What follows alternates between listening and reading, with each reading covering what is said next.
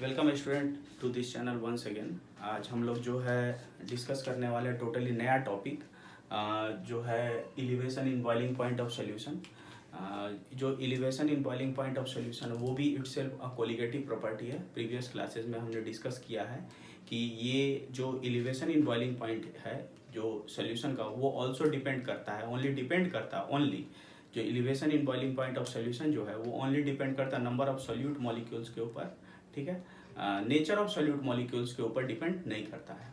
Now let us discuss. सबसे पहले हम यहाँ पर जानेंगे कि what is boiling point. What is boiling point of liquid, ठीक है।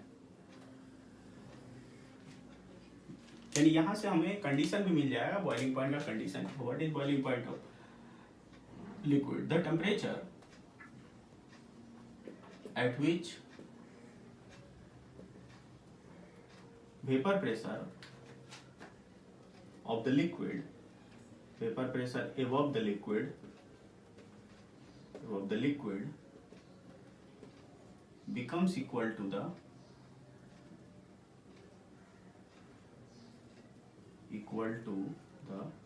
external atmospheric pressure,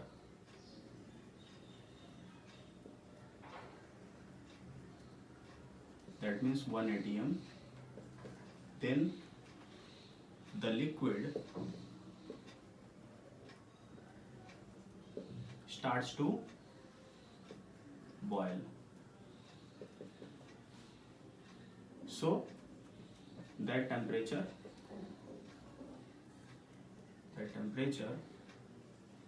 is called boiling point of the solution.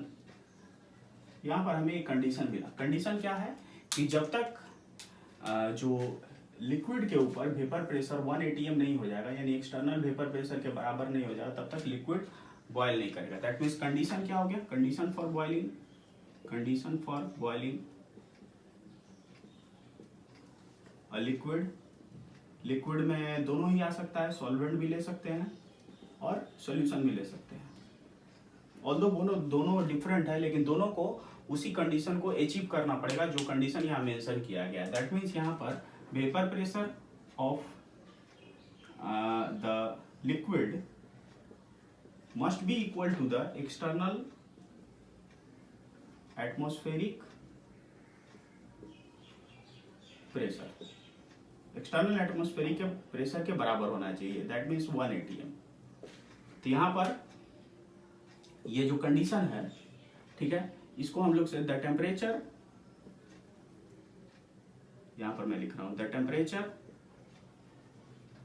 Eight विच, जिस टेम्परेचर पर ये कंडीशन अचीव होगा उस टेम्परेचर को बॉइलिंग पॉइंट बोलेंगे। और वही यही है कंडीशन बॉइलिंग का, किसी भी लिक्विड के बॉइलिंग का। यानी जब तक हम सॉल्वेंट ले या सॉल्यूशन ले, दोनों को ही दोनों के ऊपर जो पड़ने वाला वेपर प्रेशर है, जब तक 1 एटमॉस्फेरिक प्रेशर नहीं होगा, यानी जिस टेम्परेचर पर उसका जो वेपर प्रेशर 1 एटमॉस्फेरिक प्रेशर नहीं होगा, तब तक वो लिक्विड बॉयल नहीं करेगा। और जब वो लिक्विड बॉयल करेगा तो उस पर्टिकुलर टेम्परेचर को हम लोग बोलेंगे बॉइलिंग टेम्परेचर या बॉइलिंग पॉइंट।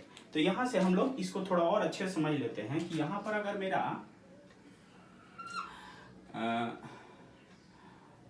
वेपर प्रेशर जो है वो 1 atm है, दैट मीन्स ये कंडीशन हो गया, कंडीशन फॉर बॉइलिंग, ठीक है। और जो मेरा सॉल्वेंट है, वेपर प्रेशर ऑफ सॉल्वेंट यहां पर है और सॉल्यूशन नीचे में है, वेपर प्रेशर ऑफ सॉल्यूशन। हम लोग Raoult's law of vapour pressure से जानते हैं कि जब सॉल्यूट ऐड करते हैं सॉल्वेंट में तो उसका वेपर प्रेशर कम हो जाता है। वेपर प्रेशर कम है तो इधर से एक एक्सिस बना देते हैं, ये वेपर प्रेशर को इंडिकेट कर रहा है, ये वेपर प्रेशर को इंडिकेट कर रहा है ये लाइन, यानी इधर से इधर वेपर प्रेशर इंक्रीज होता है।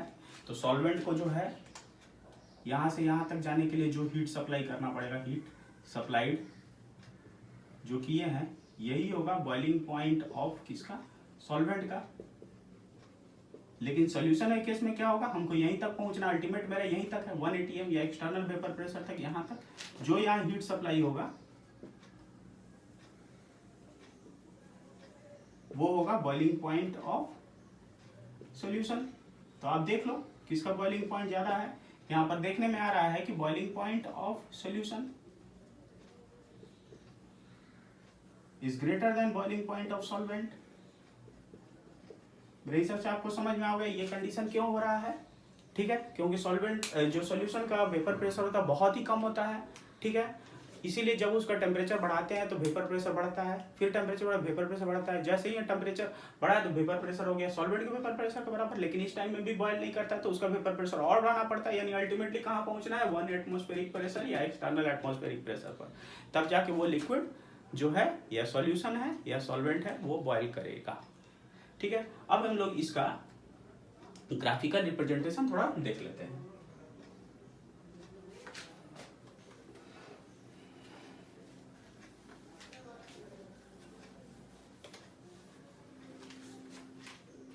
ग्राफिकली हम लोग एक एक्सप्लेन करने के लिए एक अच्छा सा ग्राफ ड्रॉ करते हैं। इधर हो गया मेरा टेम्परेचर और इधर हो गया वेपर प्रेशर। ठीक है, ये ग्राफ हो गया ए बी, ये ए बी कर्व जो है A B curve vapour pressure curve of solvent का। सॉल्यूशन का वेपर प्रेशर कम होता है तो सॉल्यूशन का वेपर प्रेशर इसके नीचे रन करेगा सी डी। तो सी डी हो गया vapour pressure curve of solution का। नाउ जो सॉल्वेंट जब बॉयल कर रहा है तो उसको कंडीशन क्या पाइए, उसको क्या कंडीशन चाहिए, 1 एटमॉस्फेरिक प्रेशर या एक्सटर्नल एटमॉस्फेरिक प्रेशर। उसका वेपर प्रेशर 1 एटमॉस्फेरिक प्रेशर या एक्सटर्नल एटमॉस्फेरिक प्रेशर के बराबर हो जाएगा सॉल्वेंट का वेपर प्रेशर, तब जाके सॉल्वेंट बॉयल करेगा। लेट की उसका हो गया है तो यहाँ से एक मैं लाइन ड्रॉ कर रहा हूँ और ये जो पॉइंट है ये इंडिकेट कर रहा है कि जो इस पॉइंट पर जो वेपर प्रेशर है वो 1 atm हो गया है। दैट मीन्स यहाँ पर एक्सटर्नल एटमॉस्फेरिक प्रेशर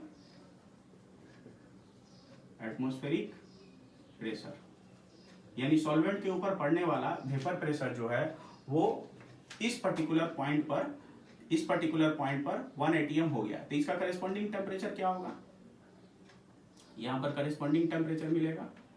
ठीक है, ये पॉइंट पर तो ये करेस्पॉन्डिंग टेम्परेचर टीबी से लिखेंगे। टीबी ये हो गया बॉइलिंग पॉइंट ऑफ सॉल्वेंट का। ठीक है, यानी यहाँ पर ये सॉल्वेंट का जो कर्व है उसने 1 एटमॉस्फेरिक प्रेशर या एक्सटर्नल एटमॉस्फेरिक प्रेशर पा गया है। तो एक्सटर्नल एटमॉस्फेरिक प्रेशर जिस भी टेम्परेचर पर पाएगा वो टेम्परेचर यहाँ से मिल जाएगा टेम्परेचर एक्सिस से। यानी यहाँ पर टीबी जो है वो बॉइलिंग पॉइंट ऑफ सॉल्वेंट हो गया। लेकिन इसी टेम्परेचर पर अगर मैं यहाँ पर देखूं, यहाँ पर आप देख सकते हो इसी टेम्परेचर पर यहाँ पर अगर मैं एक लाइन ड्रॉ करता हूँ तो आप देखो कि जो वेपर प्रेशर है किसका, सॉल्यूशन का, वो बहुत कम है। लेकिन हमको कहाँ पाना है, हमको जो सॉल्यूशन है उसका वेपर प्रेशर, उसका भी वेपर प्रेशर 1 atm होना चाहिए बॉइलिंग के लिए। जब तक 1 atm वेपर प्रेशर या एक्सटर्नल एटमॉस्फेरिक प्रेशर नहीं होगा तब तक वो सॉल्यूशन बॉयल नहीं करेगा। तो अगर हम यही कंडीशन यहाँ पर पाना चाहते हैं तो हमको ये लाइन को आगे ड्रॉ करना पड़ेगा, एक्सटेंड करना पड़ेगा। तो इसका करेस्पॉन्डिंग टेम्परेचर भी हमको यहाँ से मिल जाएगा।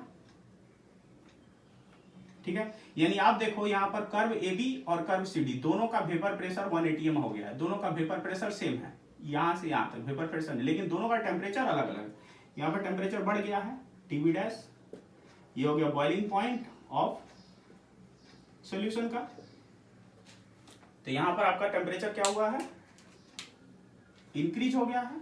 तो यहाँ पर TB डैश जो है वो ग्रेटर देन TB है। दैट मीन्स कि यहाँ से अगर डिफरेंस लेते हैं TB डैश माइनस TB, तो डिफरेंस को यहाँ से हम लिख सकते हैं TB, जो क्या होगा, ऑब्वियसली एक पॉजिटिव क्वांटिटी होगा। तो ये क्या हो गया, ये हो गया increase in boiling point of किसका, सॉल्यूशन का। क्यों, due to presence of solute. That means कि अगर सॉल्वेंट में हम सोल्यूट ऐड करेंगे तो उसका वेपर प्रेशर काफी डिक्रीज होगा। ठीक है, और जब उसका वेपर प्रेशर डिक्रीज हो जाएगा, ठीक है, तो उसको बॉयल करने के लिए ज़्यादा अमाउंट ऑफ टेम्परेचर देना पड़ेगा, तब जाके उसका atmospheric pressure external atmospheric pressure के बराबर होगा। और वो करने के चक्कर में हम क्या करेंगे कि देखेंगे कि टेम्परेचर जो है प्रैक्टिकली जो है वेपर जो सॉल्वेंट के बॉइलिंग पॉइंट के लिए जो टेम्परेचर चाहिए उससे ज़्यादा बढ़ गया है एक्सपेरिमेंटली। इसीलिए हमें ये केस मिल रहा है जहाँ पर ये सॉल्यूट के क्वांटिटी पर डिपेंड कर रहा है। यानी मतलब ये हो गया कि जितना ज़्यादा सॉल्यूट का क्वांटिटी रहेगा उतना ज़्यादा amount of solute in solution. यानी कहने का मतलब है कि जितना ज्यादा amount of solute in solution होगा, एलिवेशन या इंक्रीज इन बॉइलिंग पॉइंट उतना ही ज्यादा होगा। तो यहाँ पर हम जो अमाउंट ऑफ जो सॉल्यूट इन सॉल्यूशन लिखेंगे वो यहाँ पर हम लोग लिखेंगे किस स्केल में, मोलालिटी स्केल में। ठीक है, तो यहाँ पर क्या हुआ, increase in boiling point is directly proportional to the molality of solution. Molality of solution, तो मोलालिटी ऑफ सॉल्यूशन को इस नोटेशन से इंडिकेट करें, कंसंट्रेशन इन मोलालिटी। तो del T F T B is directly proportional to the concentration in molality. यही हो गया हमारा basis of Raoult's law of elevation of boiling point का बेसिस हो गया, elevation of boiling point.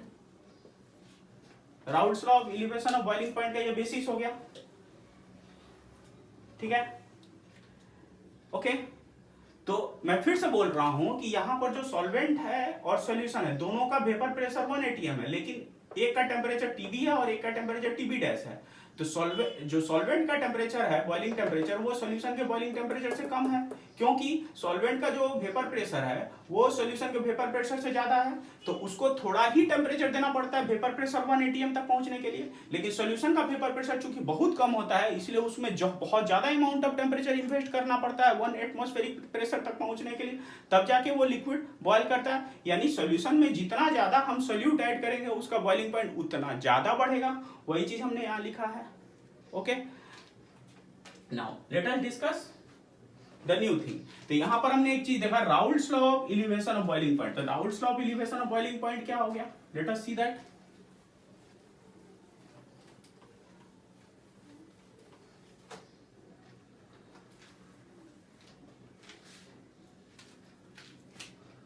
Raoult's law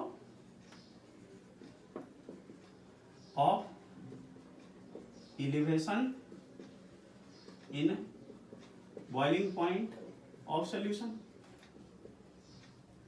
Raoult's law of elevation in boiling point of solution. ठीक है, यहां पर क्या है, ये फर्स्ट लॉ होगा।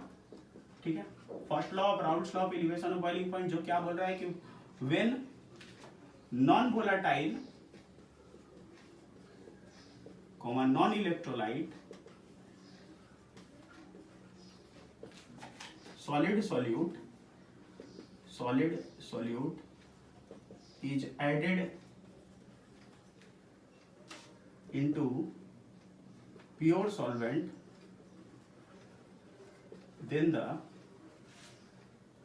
elevation in boiling point of solution will be directly proportional to the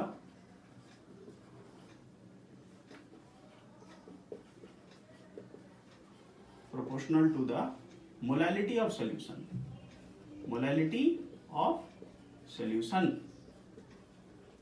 ठीक है, तो यहां पर elevation in boiling point is directly proportional to the molality of solution। ठीक है, मोलालिटी का क्या मतलब होता है, weight of solute into 1000 by molecular weight of solute into weight of solvent.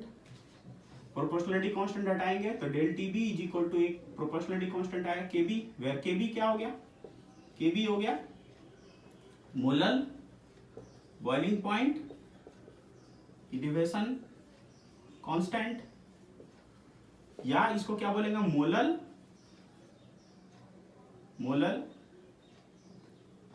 Boiling point, molal ebullioscopic constant, ebullioscopic constant. ठीक है, okay. तो यहां से ये हमारा इंफॉर्मेशन आ गया, जहां पर देखिए ये मिल रहा है इसके साथ ज्योग्राफिकली आया वहां पर।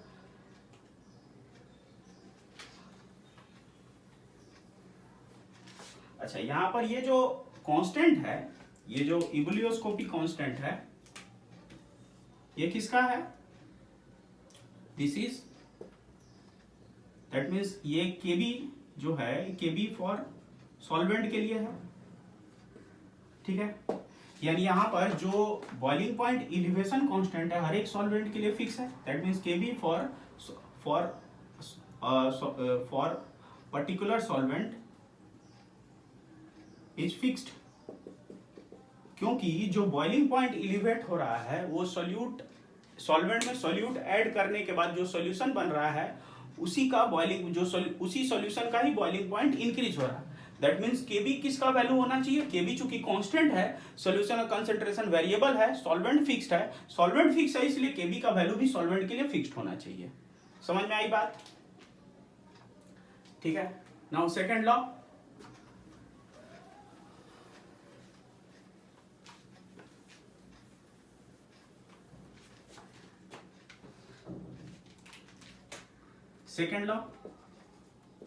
सेकेंड लॉ पढ़ाने के समय के लिए के पहले एक इंफॉर्मेशन मैं देता हूं कि मान लीजिए दो कंटेनर है, ठीक है। एक कंटेनर में 1 मोल ग्लूकोज सॉल्यूशन है और एक कंटेनर में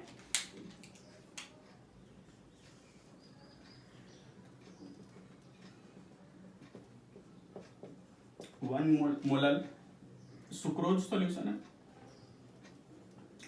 सॉल्यूशन है, ठीक है। यहां पर in both solution we have 1 mole of solute in 1 liter of solvent. यानी यहां पर नंबर ऑफ सोल्यूट मॉलिक्यूल्स, यहां पर सोल्यूट ग्लूकोज है, यहां पर सोल्यूट सुक्रोज है, लेकिन नंबर ऑफ सोल्यूट मॉलिक्यूल्स दोनों में फिक्स्ड है, ठीक है। डिफरेंस क्या है? ये ग्लूकोज है, ग्लूकोज क्या है? एक मोनोमर यूनिट है, मोनोमर, और यहां पर सुक्रोज क्या है? एक डाइमर यूनिट है, ठीक है। कार्बोहाइड्रेट का, ये कार्बोहाइड्रेट का मोनोमर यूनिट है, कार्बोहाइड्रेट का डाइमर यूनिट है, दोनों ही जो है मॉलिक्यूलर वेट वाइज डिफरेंट है, लेकिन दोनों में number of solute molecule same है। इसमें भी 1 मोल ग्लूकोज है पर लीटर वाटर में, इसमें भी 1 मोल सुक्रोज है पर लीटर वाटर में, दोनों में सोल्यूट डिफरेंट है, लेकिन सोल्यूट का क्वांटिटी दोनों में सेम है। इसीलिए यहाँ पर जो बॉइलिंग पॉइंट का जो वैल्यू होगा दोनों में सेम होगा। That means the both solution will have numerically equal boiling point, numerically equal elevation in boiling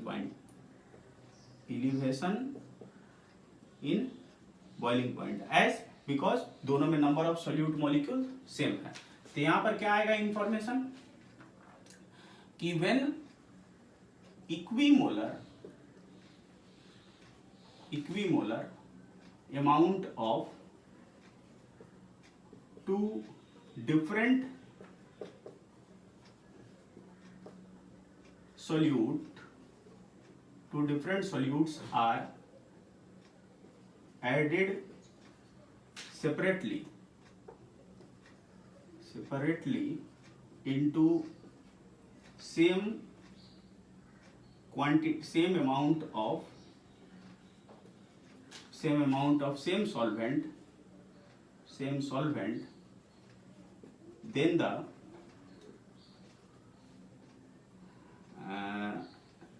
elevation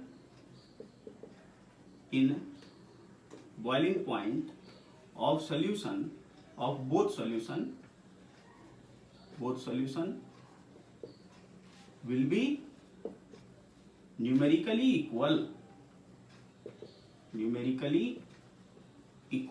ये है second law of Raoult's law of elevation of boiling point का। क्या बता रहा है? When equimolar amount of two different solutes are added separately into same amount of same solvent, say water ले लेंगे 1 litre of water, then the elevation in boiling point of both solution will be numerically equal. This is the second law. और यहीं से आप देखिए 1 mole of solute 1 mole of solute दोनों में same है, ठीक है, लेकिन एक ग्लूकोज है एक सुक्रोज है, दोनों बाई नेचर अलग है, लेकिन दोनों में एलिवेशन और बॉइलिंग पॉइंट सेम है. Okay, now next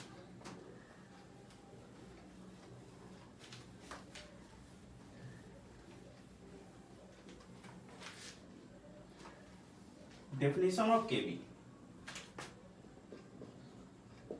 Definition of Kb. Del Tb is equal to Kb into concentration in molality. ठीक है, अगर concentration in molality 1 मोलल हो जाता है, that means 1 mole of solute in 1 kg of solvent,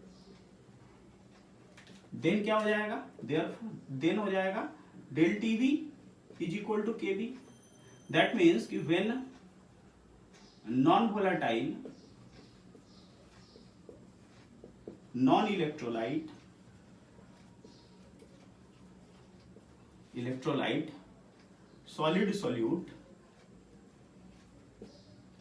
added into 1000 gram of a solvent, then the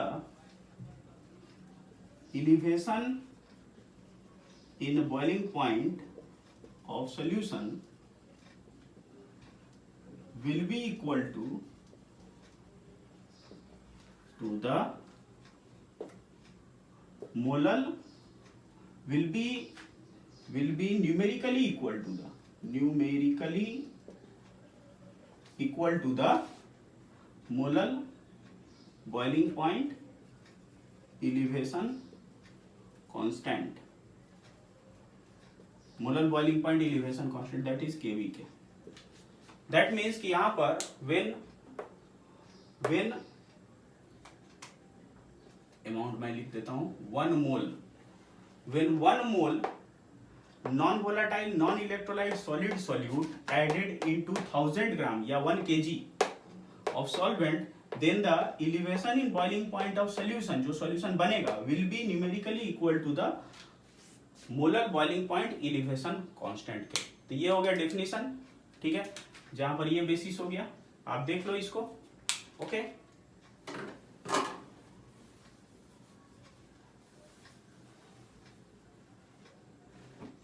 next that means यहां पर मैं फिर से एक बार बोल देता हूं, देखिए one mole non volatile non electrolyte solid solute added into 1000 gram of a solvent, then the elevation in boiling point of solution will be numerically equal to molar boiling point elevation constant or molar ebullioscopy constant. Okay, next unit of Kb.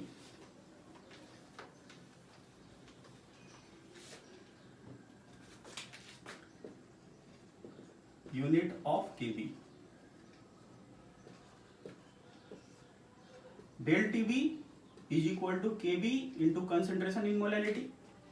अच्छा, Kb is equal to del Tb by concentration in molality. ये हो गया kelvin में, ये हो गया molal हो गया, molal that is kelvin, kelvin का के लिख दे रहे हैं हम, मोलल का मोल पर केजी,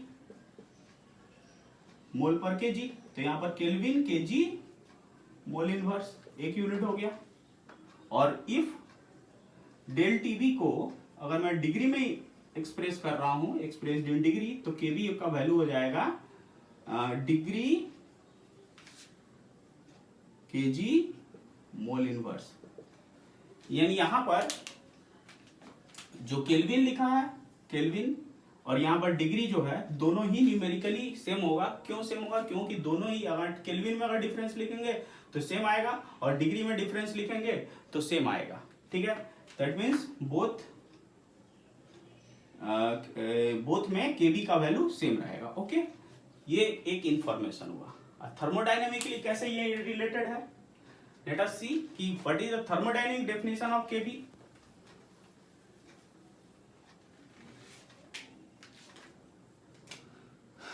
thermodynamic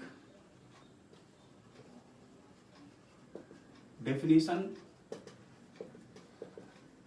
of केबी क्या है, KB is equal to RT/B square by 1000 into HV। R हो गया यूनिवर्सल गैस कांस्टेंट, TB हो गया boiling point of your solvent, HB हो गया, ये हो गया लेटेंट हीट ऑफ वेपोराइजेशन,